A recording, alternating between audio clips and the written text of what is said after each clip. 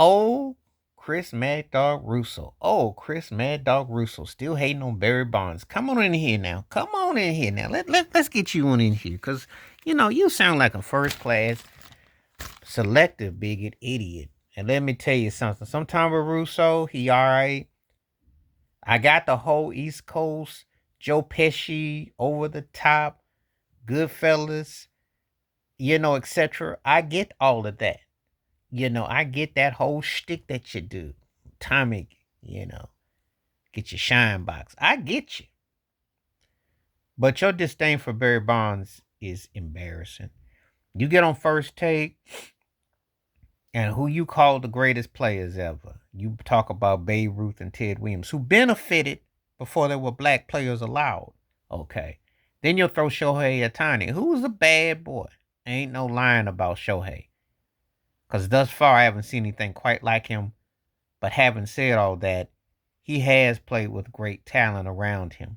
He did play with Trout and with the Angels, and the Dodgers are pretty stacked, and Mookie Betts is a Hall of Fame bound, and the players that he's got there. So it's not like he's exactly had to go to places where he couldn't thrive. He's great as he is with pitch and hit, make no mistake about it. But I haven't seen anyone else dominate the way Barry Bonds did. And so for Mad Dog Russo, who was a Giants fan, to go, well, how come the Giants always bring Barry Bonds back? Why is this? Well, see, first of all, if you know your history, so you like to be deep and into the whole, like you and Bob Costas always act like y'all about 80 years older than what y'all are, and you love to be all deep. Well, Willie Mays is no longer here, and Willie McCovey. Who is the most important San Francisco Giant that is amongst the living? It would be Barry Lamont Bonds, who is the home run king, by the way. And then he goes in his tirade, well, he ain't in the Hall of Fame and all the rights and all that. Barry Bonds had 2 careers. I think that's what people fail to realize. You could take the 400, and you could take the thereafter. It's Hall of Fame either way you cut it.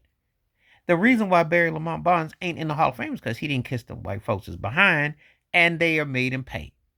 Simple as that. The same way Kareem Abdul-Jabbar can't get called the greatest ever or couldn't get a job because they thought you were a problem. You didn't act the way we wanted you to act. You weren't going to shuffleboard, and that's the reason. They don't care about no. If you're going to have such a problem with anybody with juice, why don't you come after Bud Selig, the commissioner? See, it's always funny how the people in the window always have to take the downfall. And though it's a different topic, it is similar.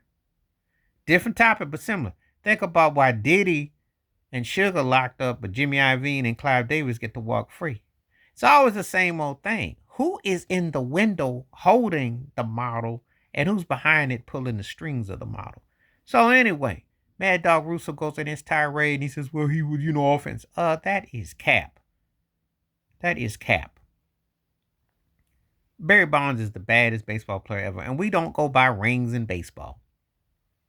Now, LeBron James brought up ring culture, and he said that Bonds was the best player. So it's a fact. No one sits around and put Yogi Berra on the same sentence as Bill Russell, or Yogi Berra on the same sentence as no Barry Bonds. Not even considered the baddest catcher. But see, this is it's subjective when people want it to be subjective. But people like Mad Dog Russo is embarrassing to come up there and be all growling, howling. You're not going to win the argument against people who watched the game and saw what Barry Bonds did, who was the most dominant baseball player of the last 25 years.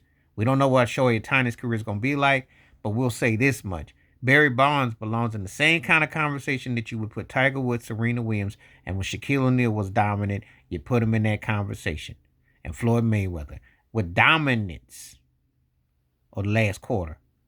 The guy was just that good. And he could flat out, he knew baseball. He's underappreciated for his mental capacity because, you hear Pete Rose talking all that. Barry Bonds, there's a reason why cats come to him. His knowledge.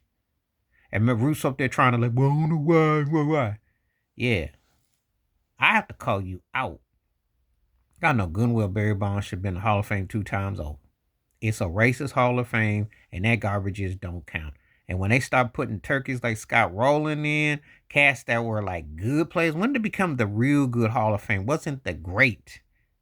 And Roland was a good player, but he wasn't great. They're putting in busters who ain't Hall of Fame material because they want to make an example out of what? But Barry Bonds should be in. There shouldn't even be no questions asked. But that's some old Jim Crowism by MLB.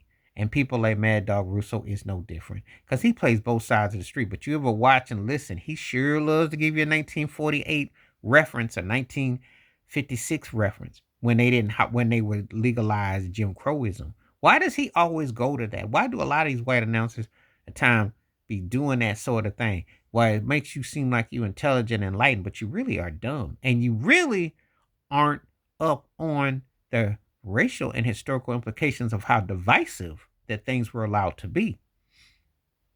See, all things being equal, which there's hardly not, you try to bring up some historical standpoint in time periods where there were not equals.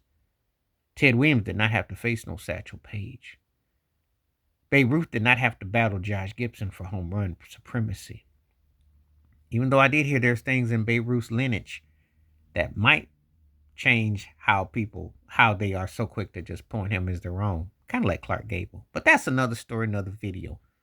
We just going to concentrate on why he takes such exception to Barry Bonds, who belongs in the same kind of conversation if you mention Michael Jordan. He does. He does. If you, whatever you feel. He just didn't get the endorsements, but let me tell you something. What he did on that field, he belongs with the best of the best. Whoever you consider the best of the best, Barry Bonds belongs on there. And I'm sorry, Crab Mad Dog Russo, it don't fit your little agenda. But he beat you in more ways than one. Show me another player, if it was just the juice, that was intentionally walked by Buck Showalter in the ninth inning with the bases loaded. Because Buck said, I'd rather go home than have to give this man a chance to beat us. He intentionally walked him with the bases loaded. My case is closed. And I've been telling folks that Barry Bonds may have been the baddest athlete of them all. Because he really did rally that whole team, and he was a 5-tool player. But it's this little thing like, oh, well, if we got a blemish on you and you're black, we're going to act like we're going to erase you from history. That's what they do. And it's ironic that I'm talking about this on Juneteenth because Barry Bonds is the home run king, whether they like it or not. And he was a 5-tool player, whether they like it or not. He just didn't sit there and shuffleboard and kiss and grin. And that's what they can't stand. They want nothing but teeth to feel complete because that's their way of the takedown. And that's how they still run the plantation for the black athlete in this day and time. Please hit like, subscribe, welcome thoughts, comments, and I do respond. Thank you. Wash your hands. Keep your mind clear. Watch out for another. Share it if you like. Stay safe, stay blessed, stay woke, stay free. I'm out one time. Peace.